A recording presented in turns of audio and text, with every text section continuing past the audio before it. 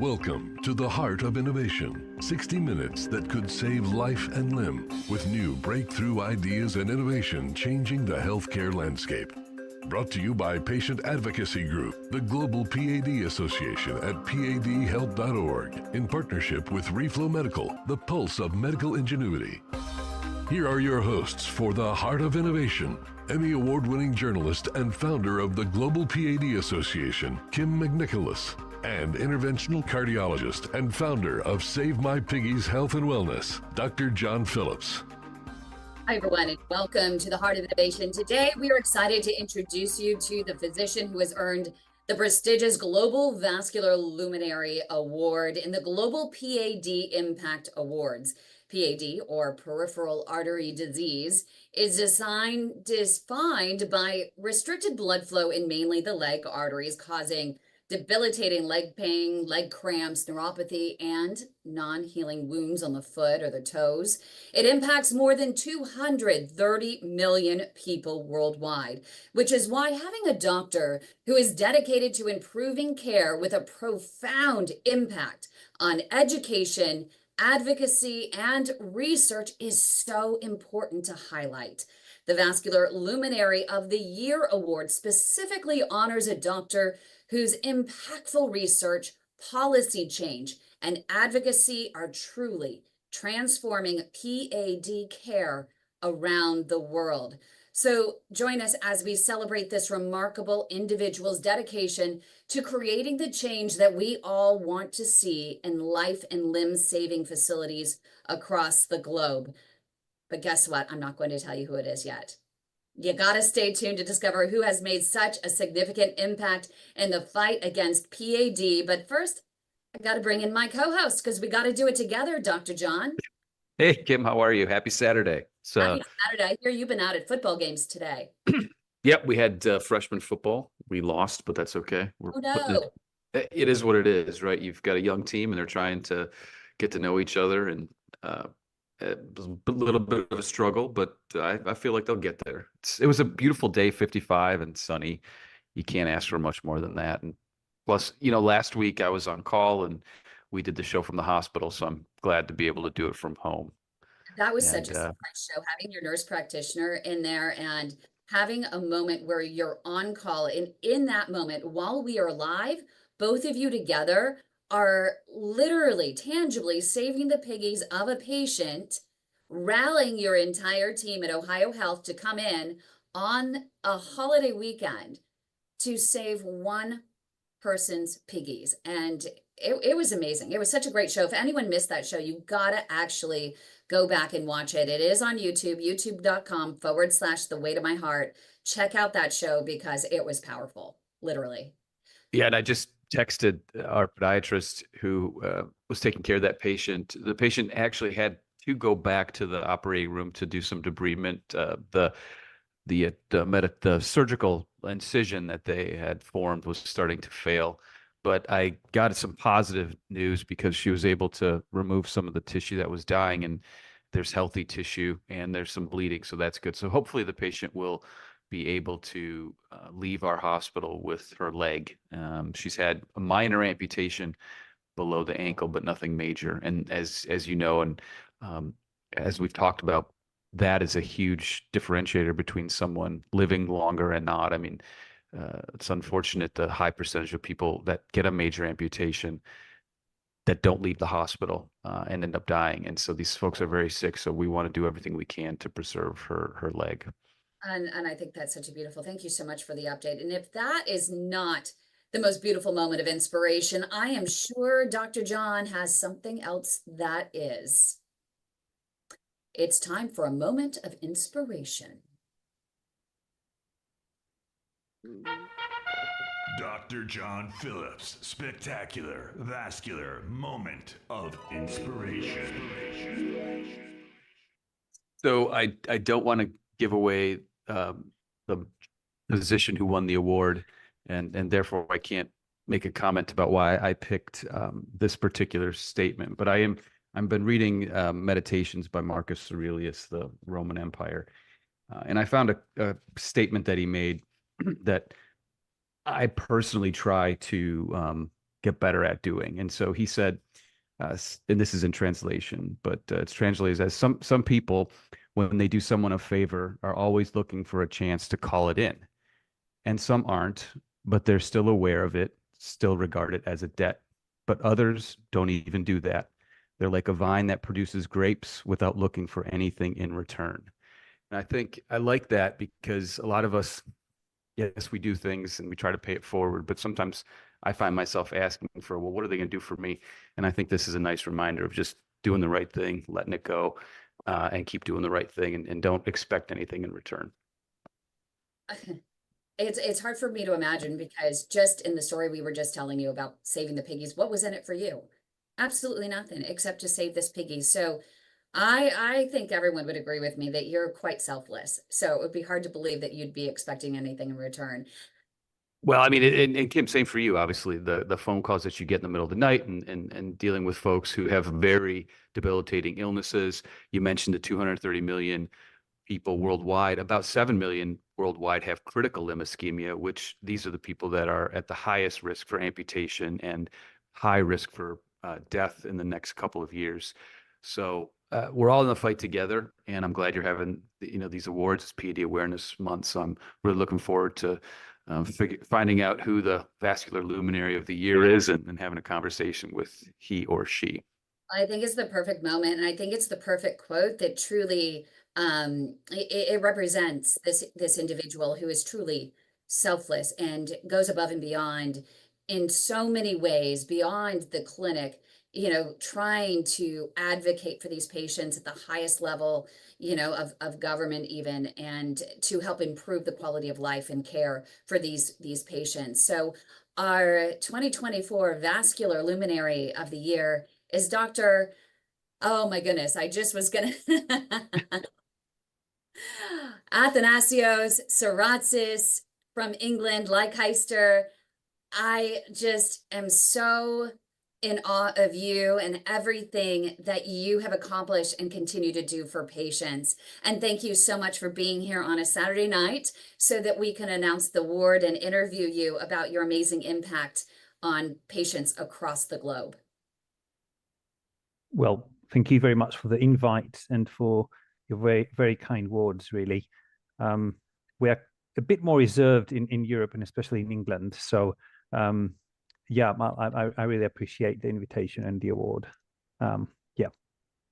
Where does your passion for PAD in particular, as a professor of vascular surgery, I mean, you could be focusing on so many aspects of vascular disease, but why PAD?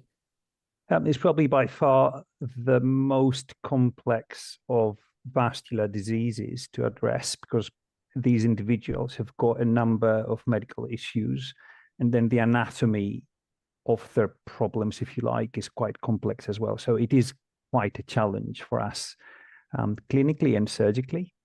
And of course, the other thing is that, well, you wouldn't be doing what you're doing if people with PAD or peripheral artery disease were getting the right treatment at the right time, correct?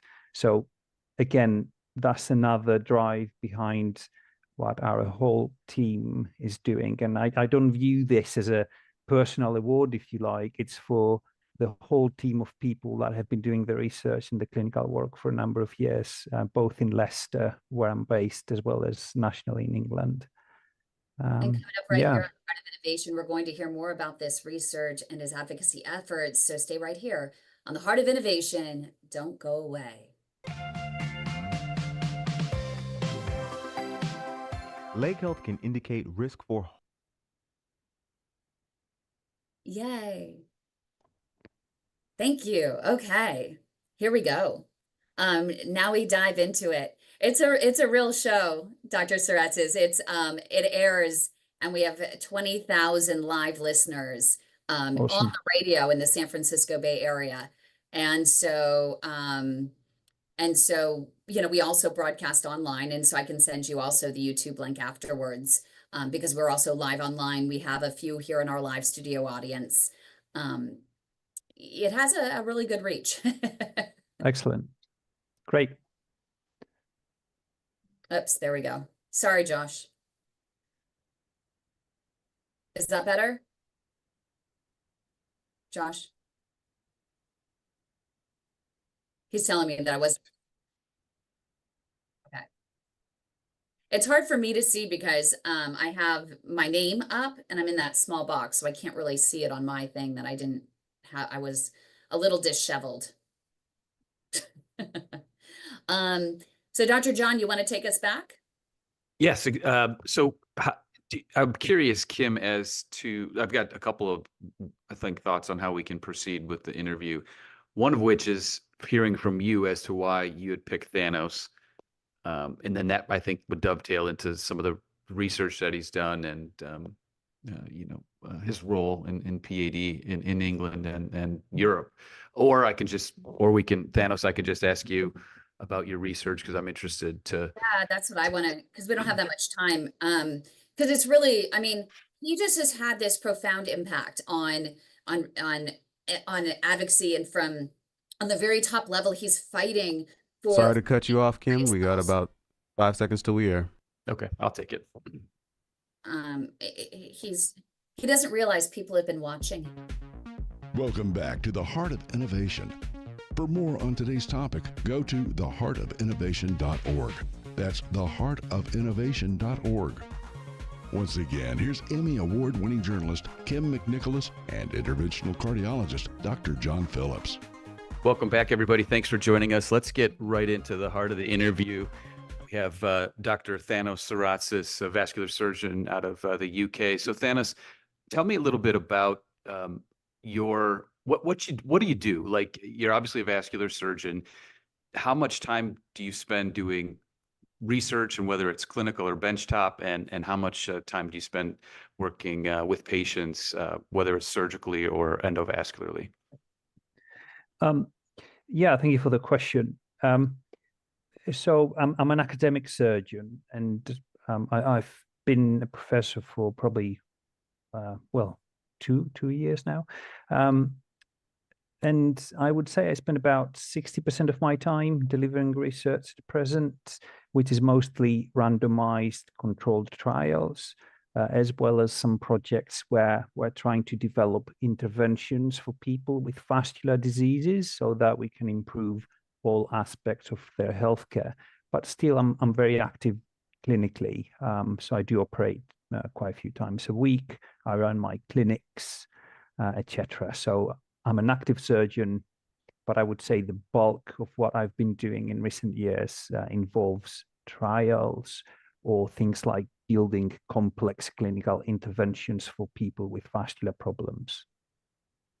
Can you give our listeners and myself and Kim examples of some of our randomized controlled trials you're involved in right now?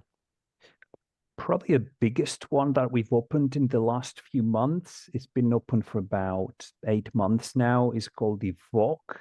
If you follow someone like myself or the Leicester department on things like Facebook and Twitter, X, etc., you might have seen it if you've got an interest in PAD. So what we're trying to do in this big randomized controlled trial, we're trying to look at whether keyhole procedures or open surgery are better for treating blockages of the aorta and the iliac arteries. These are the main arteries in your tummy and the main arteries in your pelvis, really going down to your legs.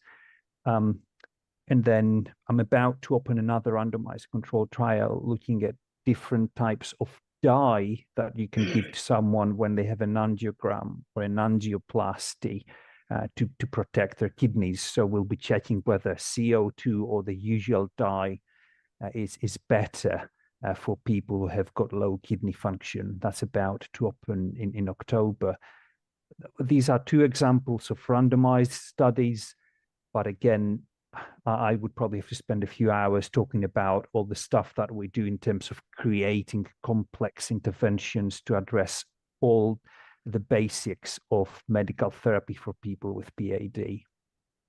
What do you think your greatest frustration is with current care in England in particular, that you are trying to create the change that we all want to see at the highest policy levels? Couple of things. Late presentation. So unfortunately, people are not very aware of PAD.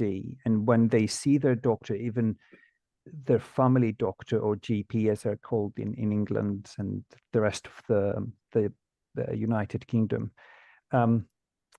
even the family doctor sometimes don't diagnose PAD early enough. So early presentation or late presentation, if you like, that's a major issue. So we need better education both for patients as well as healthcare professionals out there. And then the second thing is, and that's a global problem, right? We don't know which treatment is the right treatment for these patients in many scenarios. So I just mentioned the EVOQUE trial, for example. We don't know whether open surgery is better than these new expensive keyhole procedures for opening up an aorta or an iliac artery, right? And the same goes for pretty much every artery in the body. We just don't have enough evidence yet in order to support decision making. And when it comes to, we know, and we always tell people and through our organization that we always like them to try the keyhole first. But the thing is that to stop, if they end up with a revolving door, Exactly. yes, those aortobifemoral bypasses are pretty big procedures. And we actually have doctors here in the US that will, for many patients with multiple comorbidities, will jump straight to an axillary bifemoral bypass, which literally there's no contingency plan afterwards. In England, though, when you ask vascular surgeons there, they're like, oh, no, we don't even go there. That's like palliative care. That's if they're just going to actually need a few months to get their affairs in order, which is interesting. But they're more apt. We find with the aortobifemoral bypasses that we have patients that have had them for like 20 and 30 years. If they can actually sustain, it's a big procedure, right? Big recovery. Absolutely. So again, we just don't know the answer to what you just explained.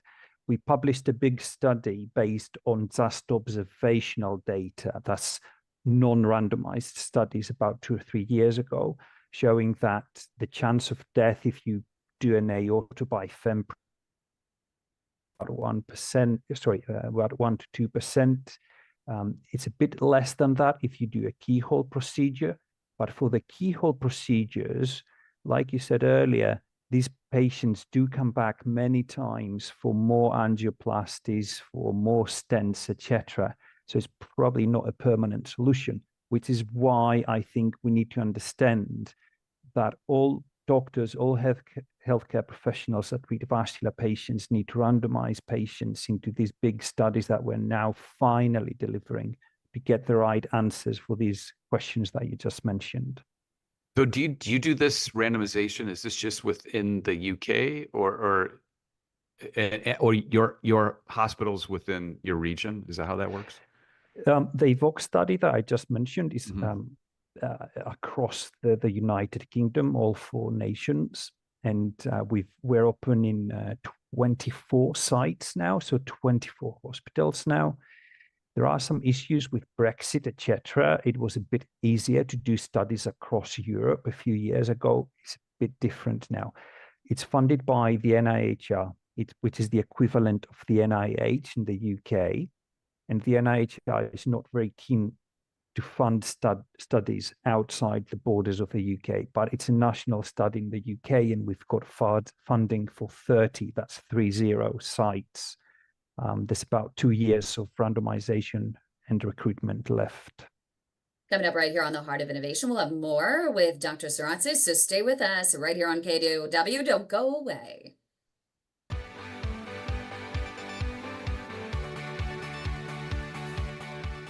Years ago, my symptoms started with leg pain and leg cramp. Yay.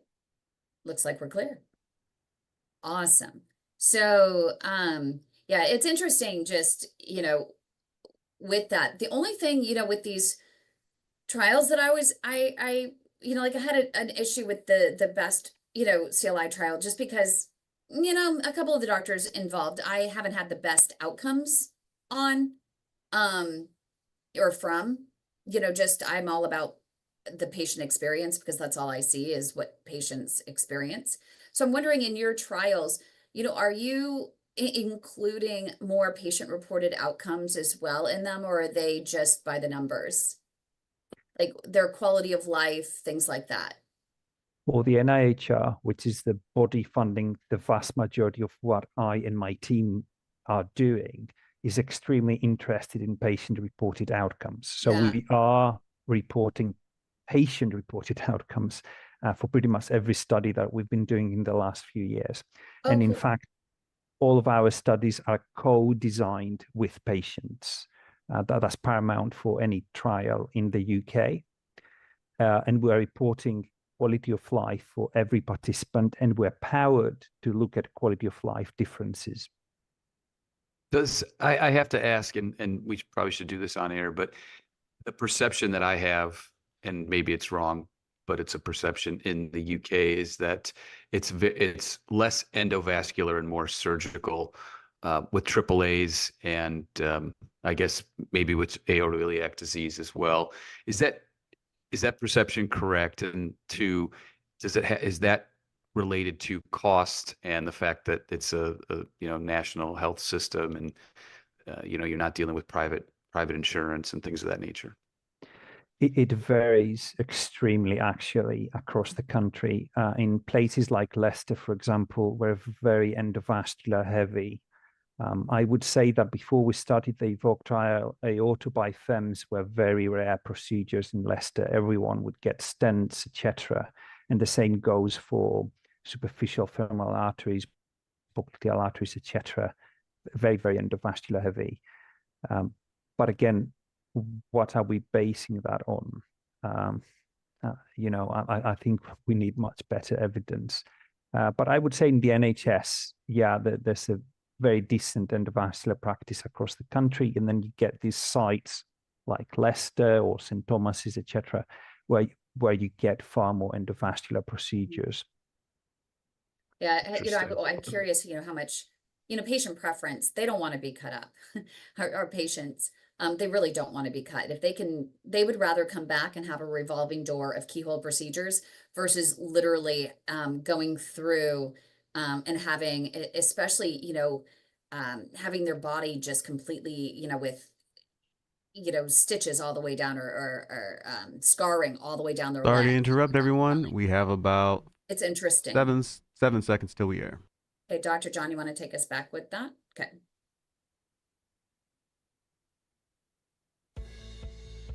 Welcome back to the Heart of Innovation. For more on today's topic, go to theheartofinnovation.org. That's theheartofinnovation.org.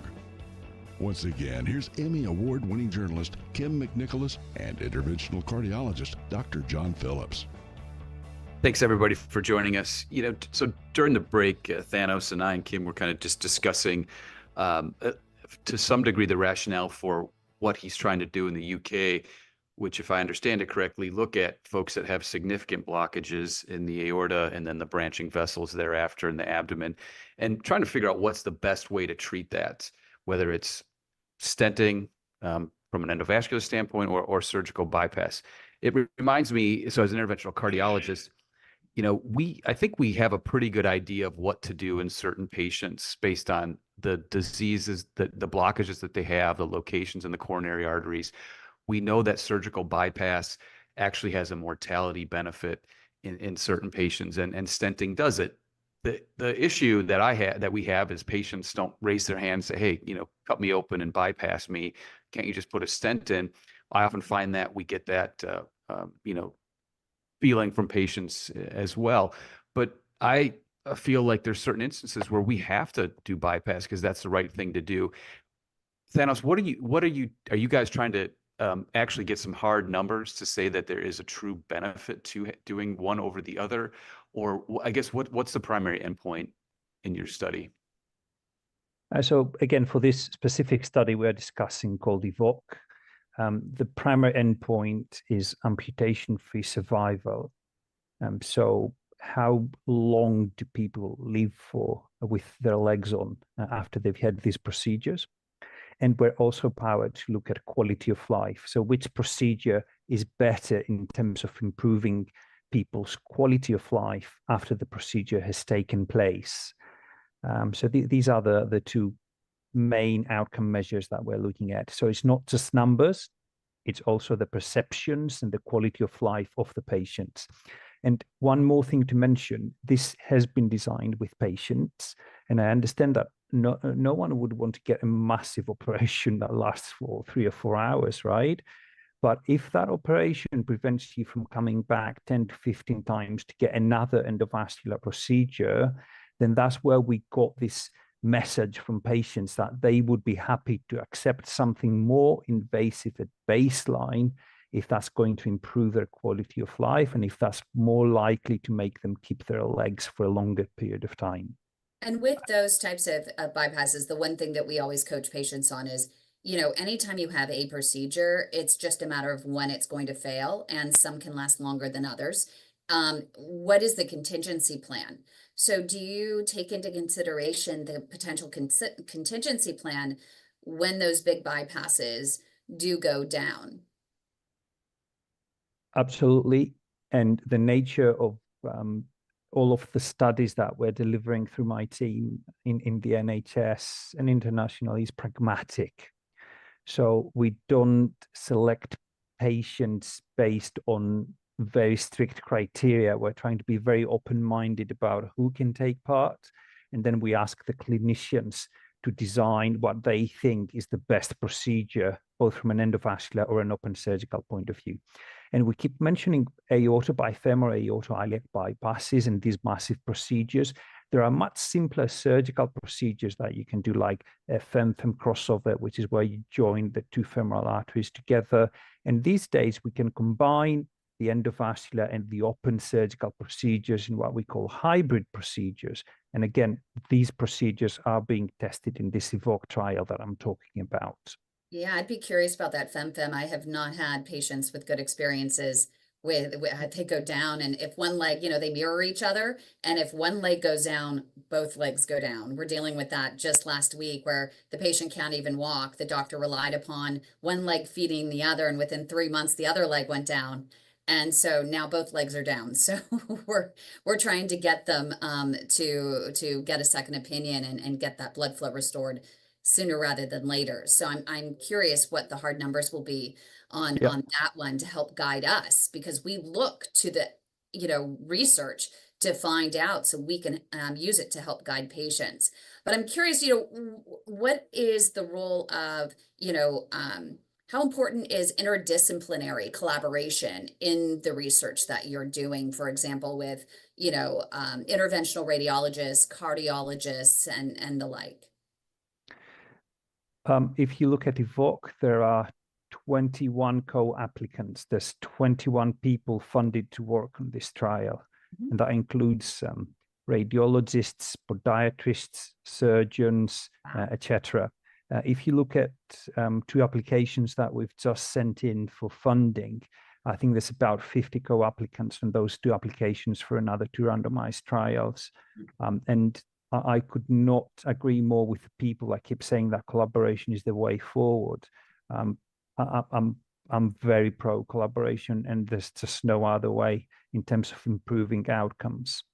Exactly. Well, coming up right here on the Heart of Innovation, we'll have more with Dr. Psoriasis, and we're going to hear about what more he is doing to advocate for patients at the highest level and creating the policy change potential that we all want to see to improve care across England. So stay with us right here on KDOW in the Heart of Innovation. Don't go away.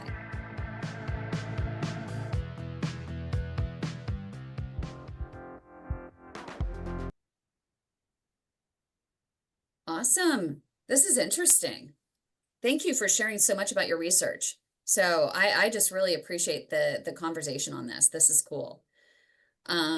Where do we want to go in the next? I'm curious, on, trying to deal at the policy level and what you're doing, and where you feel the gaps are. Yeah, so absolutely. First of all, whatever we do needs to be fed back to patients. So dissemination is really important. So you need to get through to patients in the right way, using the right language. For example, that's why I'm here today, right? I hope I'll get through to some patients and create some awareness, both about the importance of research and both about the fact that PAD is a real problem. So we are trying to get through the government. We're trying to get through the patients using the right terms, using things like infographics, videos, etc., to explain the results of our research. And then we're trying to get through to the decision makers. And how do you do that? You need to speak to those who write guidelines. Yeah. You need to present your research findings properly, and you need patient advocates to push for what they think is important for their healthcare through those channels, through the decision makers and through those people who write guidelines. And finally, one thing to mention, interestingly, the last few years, I've been hearing from various people in my environment that an amputation might be better for certain patients, which I think is mad. So with some colleagues from London and internationally, we managed to get some funding, and we've actually shown that if you offer someone primary amputation, if you've got PAD, that's far more expensive than doing something to open up their arteries. It leads to far more appointments in secondary care, in community care, etc., and it impacts on people's quality of life far more than a revascularization procedure. That is huge. John, when you take us back, can we get into that? Because, you know, that's one thing that we're fighting here, that more than 60% of all amputations here for PAD are being performed without even a doctor trying to save the leg. And then 90% of those are being performed without even a vascular evaluation. With hang on, I'm going to turn this thing off. Saying, What'd you say? Marcia, I'm not done yet. Marcia, can you mute yourself, please? Oh, sorry. That'd be great. Thanks. She listens to us while she's hiking. I love it. She always inspires us. But yeah, so 90% of those are being performed without even a vascular evaluation. And when you ask these doctors why, and they say, well, why delay the inevitable? I actually had a doctor tell me, he's just a poor Black man from the projects. He smokes, he drinks, he doesn't take care of himself. So why delay the inevitable? And I'm like, you would ask, I mean, every single one of these patients would tell you that if they can, they would rather have as many procedures as possible to help keep their legs. But that's where we also come in, where we're really big in helping patients with their lifestyle modifications. We're here to be a partner in care alongside you as the doctor to help these patients in real time with these lifestyle modifications so that they don't keep having a revolving door because of making poor choices or the same choices that they had before that was leading to the damage to their arteries. So, but we also, I should send you, we just launched our walking app that is available now in Europe for free. So if it helps in your research, you guys get your own dashboard, and you can sign up and have your patients download the app and actually track their walking as well, all for free. Fantastic. Yeah. Okay. Yeah. Very, very, very keen to have a look at that. Yeah. Yeah. I didn't think about that before. We literally just dropped it just 2 weeks ago. And it was because when I was at FYI, I was telling them what we have in terms of the walking program that's free with a dashboard for doctors where they can monitor their own patients and improvements. And they were like, well, can we have it?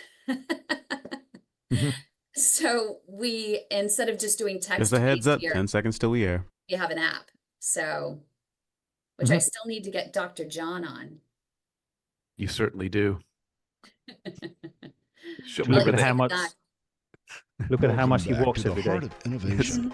For more on today's topic, go to theheartofinnovation.org. That's theheartofinnovation.org. Once again, here's Emmy Award-winning journalist Kim McNicholas and interventional cardiologist Dr. John Phillips. So during the break, Thanos, we were discussing that there's a notion that some physicians feel like the first step for a patient in their vascular journey is amputation, primary amputation. You actually, through some funding, did some research and kind of looked at the cost of that as opposed to doing an endovascular procedure or maybe a surgical procedure. And because I think there's the notion that, oh, you just cut the leg off and you know, it's cheap and quick, it's over with. But clearly that's not obviously that's not what we want for our patients. But if you're just comparing dollars and cents, it sounds like doing that is actually long-term more expensive than trying to open up the artery and preserve the leg for that patient. Is that correct? Yeah, exactly. There has been this perception amongst surgical circles for a number of years that if you see someone with what we call CLTI, which is when you get ulcers or gangrene in your legs and your feet, or you get rest pain, if you offer an amputation early in the process, then you might be saving some money because the patients don't come back for more revascularization procedures, or they don't need things like dressing changes every few days. As I said, that's been a rather prevalent opinion in certain parts of Europe and probably the States as well. So what we did, we got some funding together from industry and various other partners, and we got data from large parts of England to look at what happens to people with CLTI, that condition with gangrene in their legs. If they've had their leg off, if they've had a primary amputation when they presented to a doctor at a hospital, or if they had a revascularization, so a bypass, an endarterectomy, or a keyhole, an endovascular procedure. And we actually found that if you amputate that leg, you're far more likely to need more dressing changes. You're far more likely to need your GP many more times over the next year after your amputation. And the costs to you as a person, as well as the costs to the healthcare system, are far higher compared to trying to save the leg. And again, that was a novel finding, like you mentioned, and I think it's quite important in terms of convincing people to look at the leg and try and offer some form of revascularization in order to save it. But when you're with your colleagues, you know, off the record, do you still find that I'm not a surgeon, so for me, I do whatever I can endovascularly, and if I need to, I send for surgery. But do you find that some of your surgical colleagues, despite what you just demonstrated there, still think, let's just cut off the leg? Absolutely. And changing people's minds doesn't happen overnight, right? But what can I say? I think we're all biased as surgeons and as human beings and clinicians, but somehow we have to start looking at the bigger picture, and that goes for amputations as well as randomizing people into trials and trying to do the right thing for the right patient. We really have to be open-minded a bit more. What do you think it's going to take, you know, with all of the research that you have done and the data that you show? Everyone always says, well, I'm waiting for the data. Well, here, I have the data. What are you waiting for next? What's your next excuse? Why do you continue to argue for your own limitations, asking for more and more data? Here is the data. When are you going to change, and what is it? What is the catalyst to create that change? This is a very difficult question, and I would say it's a philosophical question, really. But I think those of us who believe in data, we just need to carry on pushing the envelope, if you like, and carry on funding these big studies, and then disseminating these studies a bit better to patients, because end of the day, the patients make the final decisions. And finally, we need to get through to the decision makers, the policy makers, and that can only be done through hard work, and that's what we are here for. So I urge my colleagues not to give up. Like I said, pushing the envelope. Yeah. And I, you know, personally, I applaud what you're doing. It's, as a cardiologist and an interventionalist, we know how to treat people with coronary artery disease. We either use the medical management or they get a stent or bypass. But in the vascular space, and then there's only one type of physician, at least in the US, that does that. It's interventional cardiologist. In the vascular space, it's, as we call it out here, kind of the Wild West. You've got surgeons, radiologists, cardiologists, and there's a ton of ways to treat patients. And I think I know what to do, but what I think might not be the same opinion as a colleague of mine. Yeah. And you can get away with it. That's what's kind of frustrating to me. I shouldn't say get away with it, but like, it's okay if I put a stent in and it's okay if you do a bypass. Yeah. And there's equipoise there, but are we ever going to get to that point where this is the way to treat the patient? Hands down, this is what you do. I think we can get there. You've described two issues. The one has got to do with the system treating the patients, and that takes people like you and I to create better systems that are more centralized and more unified. And the second thing is creating the evidence in order to make those decisions. Thank you so much, Dr. Saratzis. We'll have more with him and some final thoughts coming up right here on the Heart of Innovation on KDOW, so don't go away.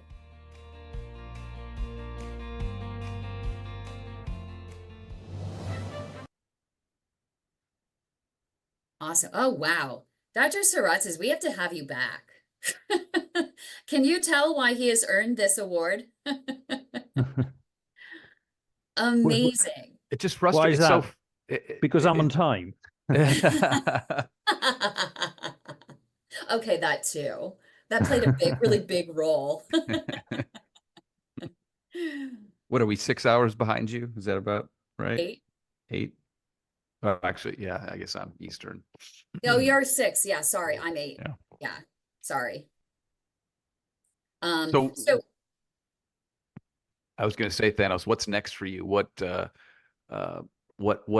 unmet research need do you think you're going to try to go after in the coming years?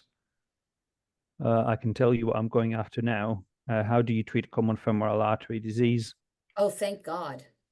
And then vessel preparation. These are my 2 immediate grant applications that are both going in within the next 2 months for randomized trials. Can you lead them into that? Because we have, what, 3 minutes, 3.5 minutes? I think this was in our last... 4 I wrote down. Okay. Yeah, 4 minutes in our last segment. But then Dr. Saratzis, can you stick around for just a few minutes? I think we might have a couple patient questions as well after the main show. And we're still streaming live afterwards online. We stream live through the whole, even commercials and everything else. And so just not on the radio. The radio has other educational items that we do. Okay. But I do want to ask you after the show, I have 3 key questions that I want to ask you as well once we get out of the main show. Okay. If you don't mind. Okay. But I think the last segment here for the main show itself, I would love to focus on vessel preparation and CFA. What you're hoping to accomplish there. And John, I may not have time to jump in order to maximize that conversation. So if you want to kind of lead this conversation, that'd be great. Happy to do so. The common femoral, the next great frontier from an endovascular standpoint. You know, honestly, I still tell people, and if the gold standard, I mean, from seeing patient outcomes is still the endarterectomy. I mean, so many people end up with so much plaque in there before it's even discovered that little, and I don't know your experience, John, in terms of, you know, the relief and how long a person experiences that relief with it, but I don't experience that unless they get the endart. Yeah, I mean, so for me, if I see complex common femoral disease, I refer them for an endart. If they're not a good candidate, then we can certainly, consider atherectomy and shockwave. I don't stent those. I know there is some data that using the larger whatchamacallits, the woven stents. Biomimetic or Supera. Yeah, the Superas. But still, like the first time I saw an open endart and the amount of plaque that they pulled out that was the size of my pinky, I said, yep, that's probably going to help them. And I don't know that I can help them from balloons or stents. Yeah, so I'm curious where you're gonna go with this research, and I'm excited to see. I did only have one experience where literally the patient still today, and I don't know if Dean's still on, but they ended up with this one laser that is not on the market anymore, but they went through, no stent needed, still open. Crazy. I had never seen anything like that. It's just, but in another case, they ended up sending the patient straight to amputation. I think it was, wherever Dean is. Well, it's Because just hard because you can't get, I mean, with atherectomy, there's only so much lumen gain that you're going to get, even with, honestly, the directional atherectomy. Yep. But you can get people feeling better. That's for sure. The durability, in my opinion, is not the same. But again, it's a individualized base. You know, you make the decision based on the individual, not the disease or the stenosis. Yeah. And I see Douglas may want to ask you after this show. I promise we won't keep you longer than 15 minutes afterwards. I know you probably have other plans for Saturday night. But we do have 3 really powerful questions. And then also Douglas has an axillary bifemoral bypass that the doctor just willy-nilly just was like, aorta bifem failed, never bothered to treat him conservatively. Never told him no smoking, here's some statins, antiplatelet therapy, like never told him anything. Despite like stents failed, aorta bifemoral failed, and then he went to the axillary bifemoral and that failed. And then he found us and we got him on literally, he's so compliant. He's such a good guy. Like he really tries to eat right, gets out there to walk. Even though we busted him ordering French fries at McDonald's during the show. That was for his Was his nephew. nephew. Oh, that's right. That's right, Douglas. I forgot. I will utterly. All right, everybody. Never, 10 seconds till we air. I'll go to my grave with that in my Yes. in my repertoire. We love you, Douglas. He's so adorable. Welcome back to the Heart of Innovation. For more on today's topic, go to theheartofinnovation.org. That's theheartofinnovation.org. Once again, here's Emmy Award-winning journalist Kim McNicholas and interventional cardiologist Dr. John Phillips. So we only have a few minutes left. Thanos, you mentioned in the break, you've got 2 grant applications pending. One is common femoral artery disease. That's typically, at least in my opinion, a surgical, fix. And then the other thing on the agenda was vessel prep. So do you want to share a little bit about what you're doing there with us? Yeah, absolutely. These are not funded yet, but we've been working very hard on them for about 2 to 3 years now. And it's not just myself, it's my colleagues from St. Thomas's, people like Honeyside, etc. So I'm always very collaborative, and there's a big group of us working together on both of these things that you mentioned. So common femoral artery then, it's the main artery in the groin. There's 2 treatments. Endarterectomy is the open surgical treatment. It's been around forever.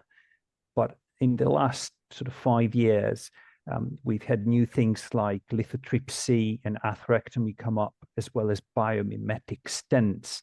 And they allow people like, again, you and I, to treat these common femoral arteries with minimally invasive tools. No one has ever compared the surgical option and the endovascular option head-to-head in a randomized trial with appropriate clinical outcomes like amputation-free survival, quality of life, or number of re-interventions over the long term. And that's what we're hoping to fund now. We're at the second stage of funding with the NIHR for that one. So hopefully some good news in the new year. And even if we don't get those good news, I'm not the person who gives up. So we'll try and get this funded at some point. And then with vessel preparation, that relates to things like atherectomy or intravascular lithotripsy. So how do you prepare a lesion? How do you prepare a blocked or narrowed artery for the subsequent stretching, the angioplasty or the stenting? Again, lots of new devices in this environment. Most of them are quite expensive, and they've never been compared head to head. People keep saying that they know which vessel preparation device is the best one, but no one has really looked at their effectiveness when we're talking about amputation-free survival and re-interventions, etc. So that's the second thing we want to do now. So we've got about 90 seconds left.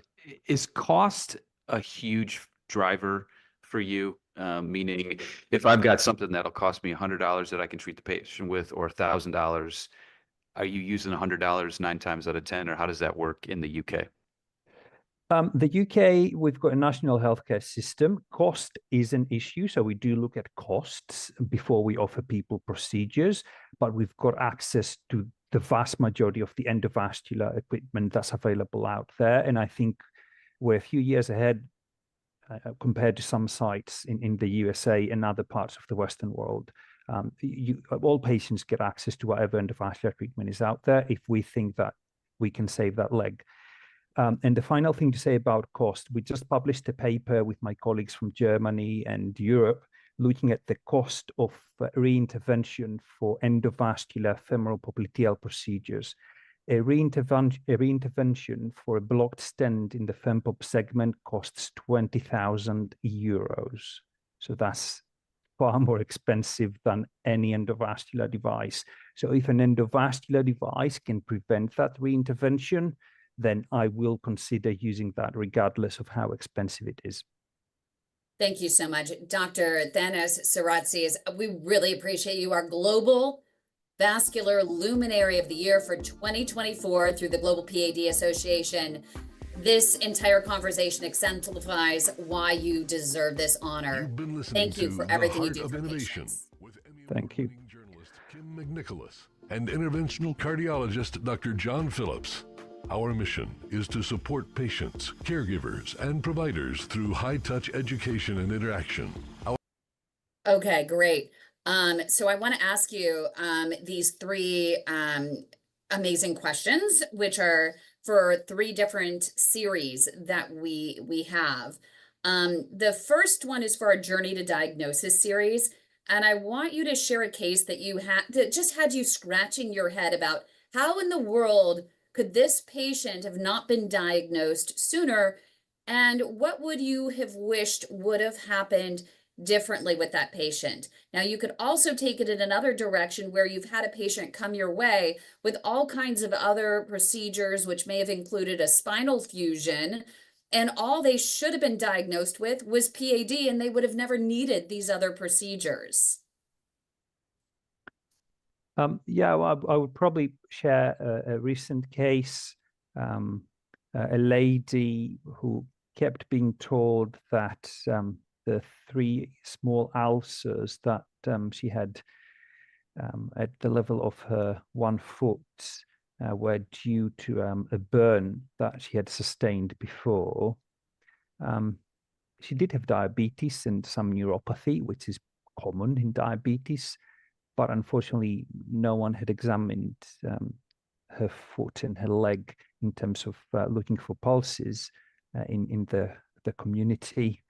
So her journey to diagnosis was quite delayed, really. Only turned up to clinic about 11, 12 months after she first spotted those ulcers. By that time, she had suffered with a number of infections, given some antibiotics by primary care, going back and forth. Eventually, someone examines her for pulses and ends up in one of our clinics, and then had a number of endovascular procedures and then a common femoral endarterectomy after 6 months. Unfortunately, ending up eventually with a below-knee amputation. Interestingly, we've published an article. Our team in Leicester published an article about 2 or 3 years ago looking at how many times people in England see their GP before they get diagnosed with chronic limb-threatening ischemia, and that's 19 times. So people have to go to their GP 19 times for someone to check their legs for pulses and diagnose CLTI. That is shocking. And so Yep. that is something you're definitely hoping is going to change, and you're hoping for a policy change to make that the difference there. It's not just policy change, it's awareness. Yeah, well, we just need to understand that PAD is becoming far more prevalent with the rising prevalence of diabetes and obesity. And yeah, we need to train healthcare professionals a bit better in the immediate future. So for the Pulse series, now share a case with a big lesson for you and others. Describe the patient, the frustration with the case, and the lesson that you learned and others can learn from it. It could be a success, it could be a failure, it could have included a little bit of ingenuity on your part. Can you share a case? Absolutely. There's this patient that I have been seeing for about 4.5 years now. Initially diagnosed with claudication, very keen to have an endovascular procedure at the time because best medical therapy had failed. Then the patient had femoral popliteal disease, so a blockage of the main artery in the thigh with some disease of the artery behind the knee called the popliteal artery. I was convinced to do an endovascular procedure. Then, unfortunately, the patient has come back for about 7 or 8 re-interventions in the meantime. Not very old, I would say, let's say early 70s, let's put it there. Several re-interventions. Her stents have blocked 2 or 3 times now, opened them up with atherectomy, eventually ending up with common femoral artery endarterectomy, and following that, another intervention and subsequently needing a bypass. So a couple of lessons from me there. I think, first of all, best medical therapy and exercise is extremely important in people who claudicate. And I most definitely do not offer interventions now to people who claudicate unless they've tried some decent exercise for a few months. Mm-hmm. And the second thing, we discussed this a couple of times during our chat before, bypasses and endovascular procedures. Well, sometimes bypasses are far more durable than redoing an endovascular procedure 5 or 6 or 10 times. And in fact, a more invasive procedure at baseline for certain patients might be the right choice. So I'm far more open-minded now about doing bypasses for the right patient. And that's what your research is about, is trying to figure out who is the right patient. Absolutely, yeah. And my final question is 6 minutes. We have a 6 minutes that mattered series. I love this series because I get to learn so much more about, you know, who you are. But share 6 minutes that mattered in your career. It has to be a defining moment, a catalyst for change, a spark that led you to in a specific direction in your career. It could be a conversation you had with someone. It could have been a scene in a show, a movie, a documentary. It could be something you witnessed, something eye-opening. What are the 6 minutes that mattered in your career? Yeah, it's an interesting question. Let me share something clinical then. Starting as a consultant, so that means as an independent practitioner, to put it in American terms.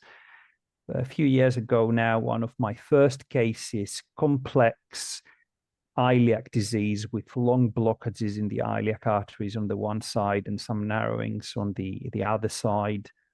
Decided to offer an endovascular procedure, spent about 20-30 minutes to cross the occluded iliac artery. Then, whilst performing an angioplasty, trying to push a stent up the way, actually, the patient suffered a rupture of their iliac artery. And it was a very interesting 6 minutes, to put it that way. Because essentially we couldn't push any stents up the way, and that means that you can't stop the bleeding very quickly. Anyway, the patient did absolutely fine in the end. We managed to save the day through various maneuvers and using the right wires in the end. The patient is doing fine, even now 5 or 6 years after the procedure. And this is partly what led me to apply for funding and seek funding for the EVOKE trial that we discussed earlier, looking at whether open or endovascular procedures might be better for these very complex aortoiliac lesions. And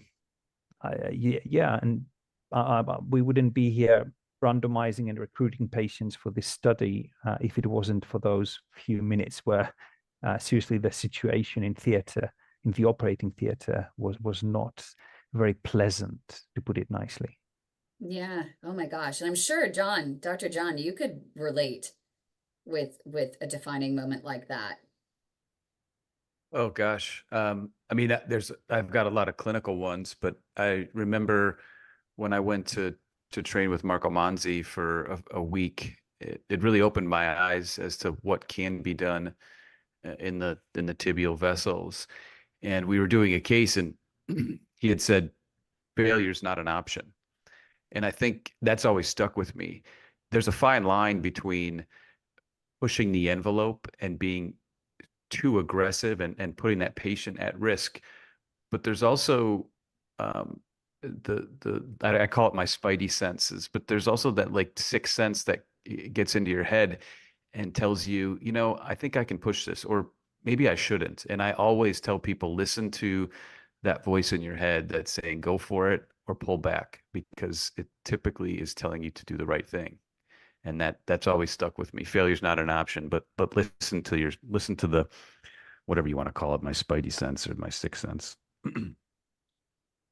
Yeah. And I see Dr. Saras is nodding. You know, you agree too, huh? I couldn't agree more. I had a similar conversation this morning.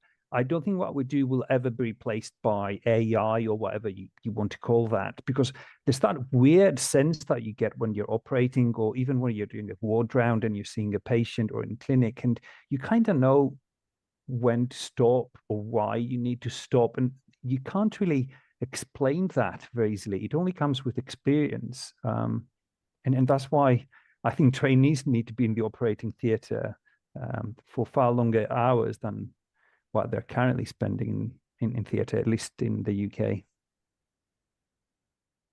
Yeah, it's that really scares me, the limited time that are, well, we have residents and the work hour restrictions and the fact that they don't stay overnight, and there's all sorts of stuff. But it's like, and I always say this, it's the Malcolm Gladwell's 10,000 hours. The Beatles just didn't show up in the US and know how to play. They practiced hours and hours and hours and hours and hours and hours. And that's what we have to do. And that's what kind of scares me. But yeah, Thanos, to your point, you can't explain it. And that's why I agree.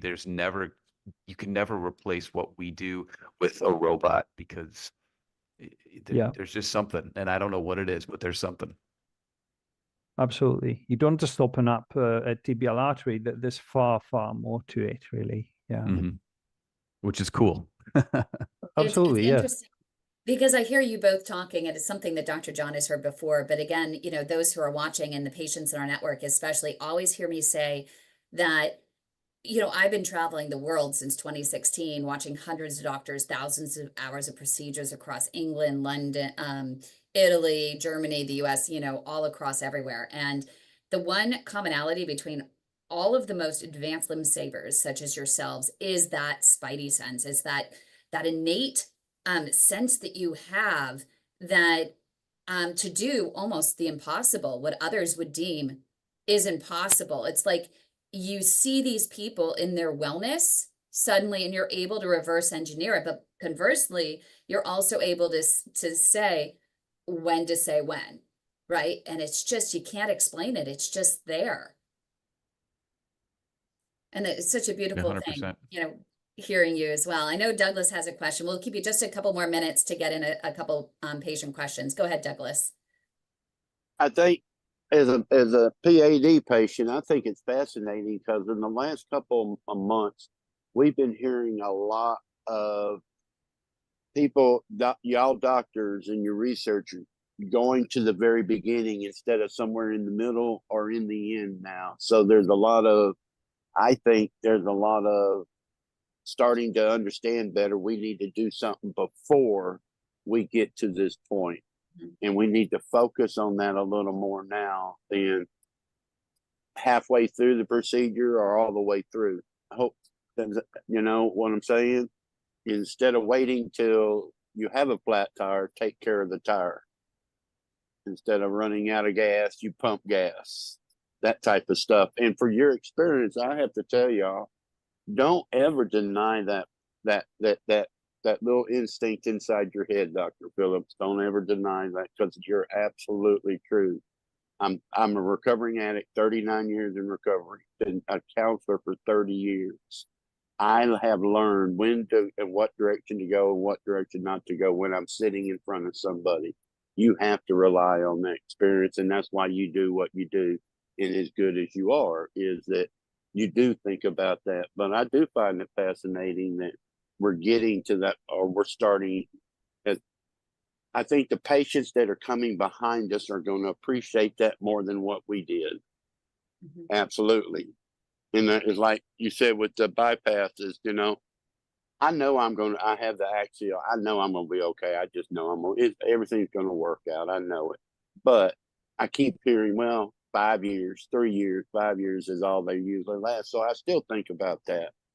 But with the research and what we're learning now, I think as a patient, that's exciting for me to hear what you're doing, and you're making the advances. And we want, as patients, we want all our doctors to know about this now. Let's get the word out there. Let's just let me show up with the doctor and say, here's the research. Why are you going to do this bypass and not this procedure? Yeah. What are your thoughts on that, Dr. Saratzis? Yeah, first of all, I couldn't agree more with regards to what patients do before and after these procedures. Medical optimization is far more important than any revascularization procedure, both medical optimization before and after these procedures. And also, we need to understand what we mean by medical optimization. It's not just one more tablet. It's things like looking after people's mental health, looking after their lifestyle changes, their diet, etc. So we do forget about all of those things. These are extremely important. And then when it comes to research, again, I think we need to understand that we have to help patients understand why taking part in those studies is important, again, both before as well as during and after those procedures. Yeah. Yeah. And Heinz has a question. Heinz, go ahead, unmute, and there you go. Hey, Dr. Phillips, I sent you a private message, but I'm just going to ask it outright. It took me a while to type. You know, you mentioned NHS and NIH, and you know, in my case, I'm Dr. Google. I go online and I realize everybody's different on how to be treated, but you go out there and you look at radiation-induced CAD, radiation-induced PAD, and they find all these statistics and all that. I'm wondering, how the heck do they find these people? Where's the information coming from that they get it? Why am I not included? You know, just me as a general population. And maybe they can come up with a better answer on how to treat people in a lot of these cases. Dr. Saratzis, Dr. Phillips, anyone want to take that one? That's a loaded question. I mean, you know the answer, but you know, I throw it out there. know, I don't know the answer. I can just tell you that there are, at least in the U.S., there are several companies out there that are able to mine the data within our electronic medical records, looking for very specific procedures, looking for very specific changes in labs. And I think that is probably going to, I don't know if it's going to revolutionize the way we evaluate devices or do research, but I think this ability to grab data from an EMR and answer a specific question. There was, so for example, recently the folks from Boston Scientific, who have a machine to treat pulmonary embolism, they asked a question of this of the company that was able to mine the data. Is their device safer than another device? And they pulled from millions of cases. And I think having the ability to pull from millions of data points is going to make us smarter. and it's going to give us real world data that's going to help us ultimately treat our patients better. That's my comment on that. Thanks. No, thank you. I really appreciate all the time, Dr. Saratzis, that you've spent with us today. We really appreciate you, answering so many questions and for, again, exemplifying exactly why you are so deserving of this award. You're really driving, research that has a potential global impact. And I think so much of what you've done already has had a profound impact on doctors across the globe and policy as well. I'd like to see your research in the next set of guidelines for the ESVS that they're, I guess, working on right now. I'd like to see more of your current research be reflected in the next set of guidelines that I know that they're getting ready to work on. Right now, I've had a few doctors approach me to say that they were included with the next set of discussions. I'm hoping that you're going to be one of those, and that they do include you and your really impactful research in those next set of guidelines.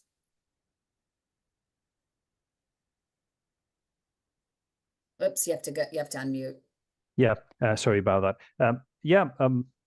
Excellent. Again, thank you so much for the award and the invitation today, and very nice speaking to you. I hope I've provided some insights with regards to what we're doing over here. Yeah. Definitely. I'd love, if you can keep us up to date on what you're doing so that it'll help us to guide patients across, not just England, but across Europe. In terms of, we have patients that come to us.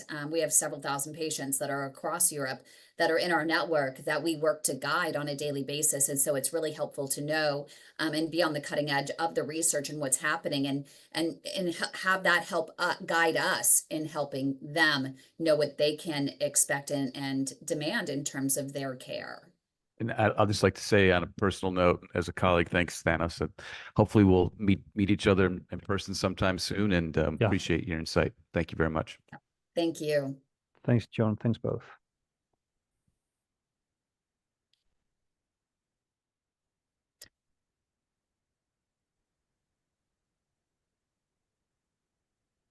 And I'm assuming